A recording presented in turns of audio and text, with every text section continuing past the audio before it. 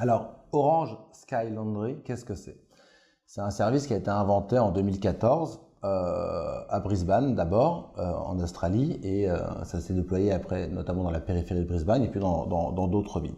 L'idée, elle vient d'où? Deux jeunes qui ont envie de répondre à un enjeu social qui n'est pas simple, qui est de rendre accessible le service et pas seulement le produit, notamment pour des personnes sans domicile fixe.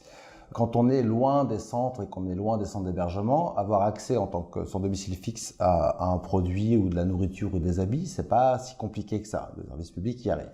Par contre, rendre le service qui est plutôt d'entretenir ce linge ou ces habits est plus compliqué.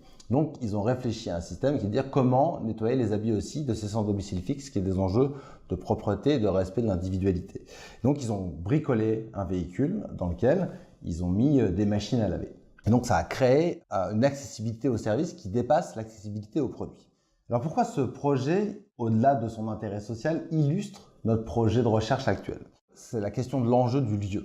Alors, certes, un véhicule, c'est un lieu en soi, mais souvent, c'est un lieu privé, personnel, où il se passe des choses à l'intérieur et pas à l'extérieur. Et là, en fait, on voit bien que le véhicule, on ne le voit plus. Le lieu, c'est plutôt ce qui se passe à l'extérieur. Donc, certes, la launderie mobile est un lieu, mais elle fait le lieu environnement.